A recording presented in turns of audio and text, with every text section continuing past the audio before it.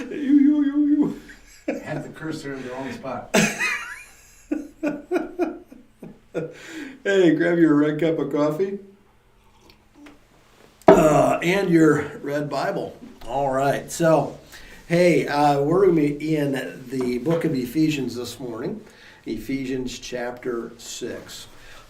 Just something struck me yesterday, and it struck me again this morning. It was pretty cool, actually.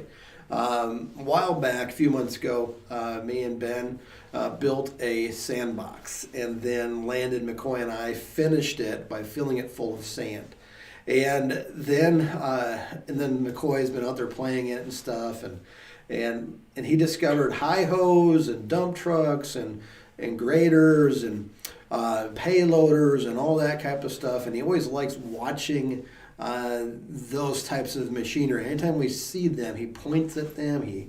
His tractors and trailers. You know, he's a 2-year-old. He just big trucks, big machines, trailers, hauling stuff. He's just really into that stuff.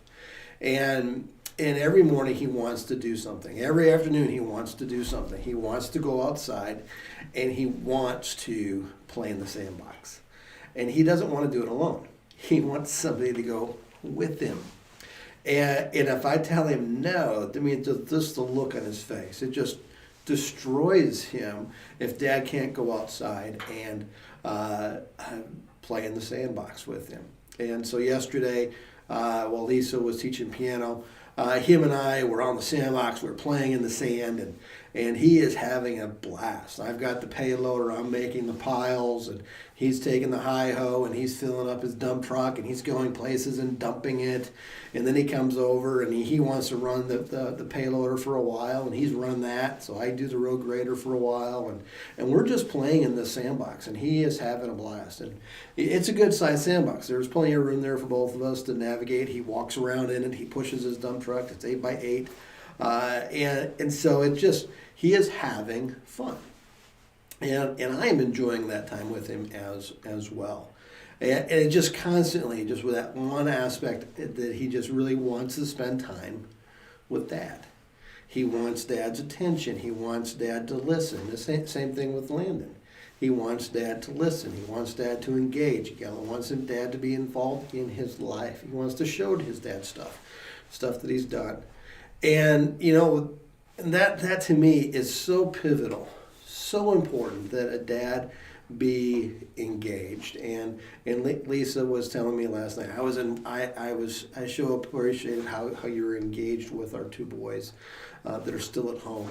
And it's just that aspect of being engaged, being present, being involved in their life. And last night when I was sitting down in the basement on the wrestling mat, yes, I have a wrestling mat in the basement, and I'm sitting on that, and I'm working on the computer, and Landon is coming over, and he engages me again, and I engage with him, and then he watches for a while, and then he climbs up above me, and now he's laying across my shoulders, and I'm still working, and he is just jabbering away, and I stop and I listen to him, and I'm just engaged with him, and he is doing what he likes to do, and I'm doing some stuff, and I'm hearing all that. Why?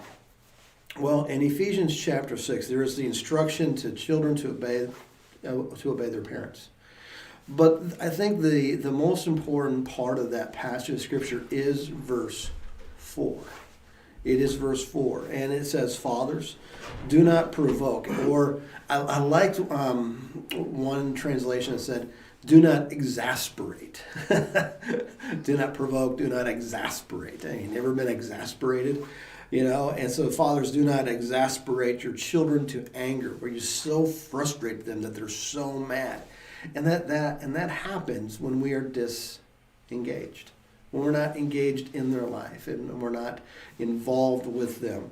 It says, "Fathers, do not exasperate your children to anger, but bring them up in the discipline and instruction of the Lord." If we're not engaged with them, how are we going to bring them up in the discipline and the instruction of the Lord? So that's my encouragement for you today, moving into Christmas and such. Let's be present in our children's lives. That's it for today. Have a good one.